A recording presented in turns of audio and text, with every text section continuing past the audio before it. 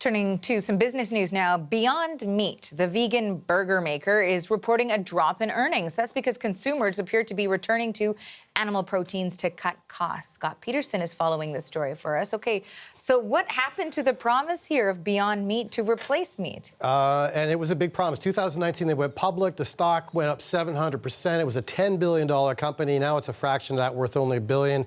It seems like the promotion, as far as people wanting to get beyond meat and have a substitute, is fizzling, not to make a pun on that. But basically, they're saying that the sales are down and the projection going forward is down as well. And it's not just Beyond Meat. We're seeing a pullback of about 22% from this alternative meat type of product. Let's take a look at some of the details as far as what Beyond Meat, the company, is announcing in its second quarter. One, that it was its sales down about 30%.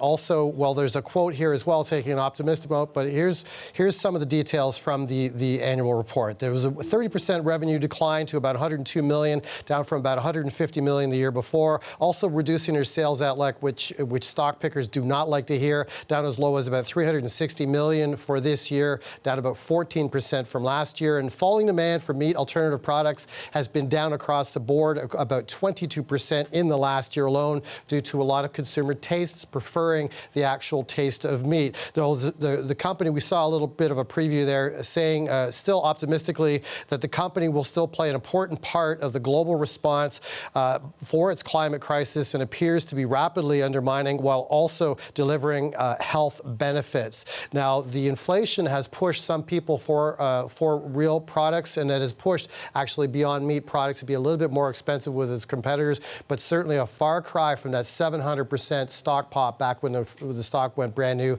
2019. It seems to be that maybe a lot of people, Arthi, tried it for an experiment and came back to regular meat products.